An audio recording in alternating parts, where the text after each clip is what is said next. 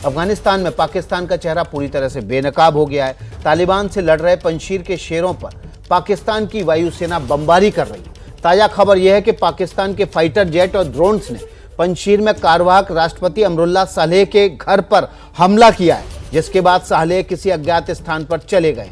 यही नहीं, पाकिस्तानी ड्रोन के हमले में पंजशीर के विद्रोही नेता अहमद मसूद के प्रवक्ता फहीम दश्ती की मौत हो गई है। पंजशीर घाटी में 600 से ज्यादा तालिबानियों के भी मारे जाने की खबर है। हालांकि तालिबान इससे इनकार कर रहा है। तालिबान के मुताबिक उसके लड़ाकों ने पंजशीर प्रांत के 7 में से 4 जिलों पर कब्जा कर लिया है। इस बीच अहमद मसूद ने एक फेसबुक पोस्ट के जरिए तालिबान के सामने बातचीत का प्रस्ताव रखा है। ये 4 तस्वीरें हम आपको दिखा रहे हैं किस तरह से अफगानिस्तान में पाकिस्तान अब घुसपैठ कर रहा है। पंजशीर में पाकिस्तान घुस चुका है और वहां पर बम धमाके कर रहा है। तो देखिए, इस खबर पर हम ग्राउंड जीरो की तस्वीर भी आपको दिखाएंगे और ये भी बताएंगे कि पाकिस्तान की अब अफगानिस्तान में घुसपैठ और हवाई हमलों का मतलब क्या है। हमारे साथ हमारे सहयोगी प्रणय उपाध्याय इस खबर पर ज़्यादा जानकारी के साथ जुड़ गए हैं। प्रणय, सबसे बड़ी बात जो लगातार आरोप लग रहा है पंजशीर की तरफ से, रेजिस्टेंस फ्रंट की तरफ से, कि अब पाकिस्तान न केवल स्मार्ट बम का इस्तेमाल कर रहा है बल्कि ड्रोन अटैक कर रहा है। तो अफगानिस्तान में तालिबान और प्लस पाकिस्तान का ये जो घालमेल है।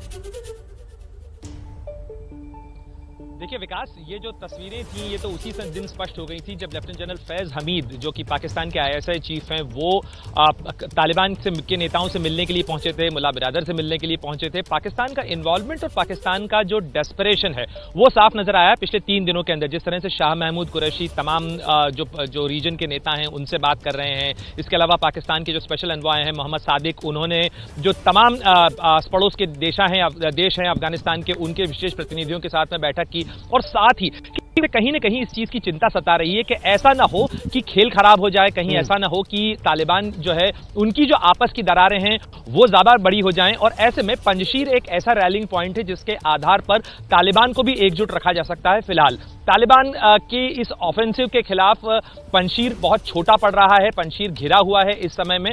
और सरकार का जो डिले है, सरकार की घोषणा का जो डिले है, उसकी मूल कारण भले ही उनके आपस में हक्कानी नेटवर्क के या मुल्ला बिरादर के या बाकी गुटों के आपस के मतभेद हों, लेकिन फिलहाल ये भी एक बड़ी वजह है। एक तरफ बातचीत की कोशिश चल रही है, एक तरफ रिकंसाइल करने की, एक इंक्लूसिव गवर्नमेंट बनाने की बातें की जा रही है, लेकिन दूसरी तरफ तालिबान का ऑफेंसिव भी जारी है। यानी तालिबान जो है दबाव से, बंदूक के जोर पर पंजशीर के इलाके को कब्जा करना चाहता है। यह बात जरूर है विकास कि पंजशीर का रेजिस्टेंस इस समय कमजोर पड़ता नजर आ रहा है, इस लिहाज से क्योंकि तालिबान ने चारों तरफ से घेर रखा है।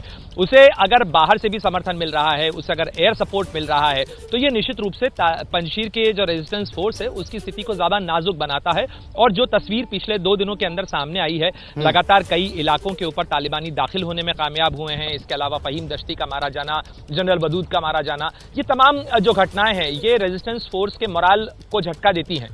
जी बिल्कुल। तो प्रणय हमें जानकारी दे रहे थे किस तरह से एनआरएफ यानी कि नेशनल रेजिस्टेंस फोर्स के फ्रंट के आगे अब पाकिस्तान इन्वॉल्व हो रहा है और पाकिस्तान किस तरह से वहां पर पंजशीर पर तालिबान के कब्जा करने में मदद कर रहा है। बहुत बहुत शुक्रिया प्रणय आपका।